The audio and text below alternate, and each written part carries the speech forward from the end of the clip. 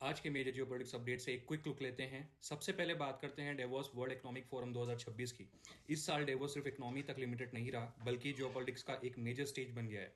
World leaders AI, global power shift और international cooperation पर focus कर रहे हैं। कई एक्सपर्ट्स का मानना है कि एआई फ्यूचर में डिफेंस, जॉब्स और ग्लोबल डोमिनेंस को डीपली इंपैक्ट करेगा।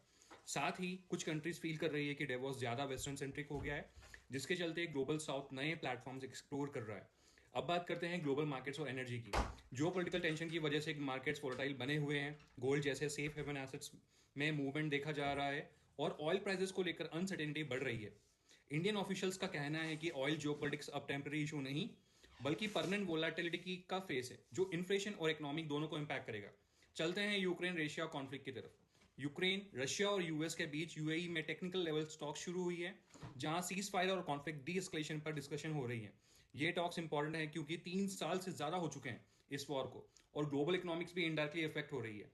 अब ईरान की सिचुएशन पर नजर डालते हैं। ईरान में लार्ज स्केल प्रोटेस्ट कंटिन्यू हो रहे हैं। गवर्नमेंट ने इंटरनल रेस्ट्रिक्शंस और स्ट्रिक्ट मेजर्स लगाए हैं। United Nations human right council ने ईरान के क्रैकडाउन पर इन्वेस्टिगेशन को और डीपन करने का डिसीजन लिया है, जिससे इंटरनेशनल प्रेशर बढ़ने के चांसेस हैं।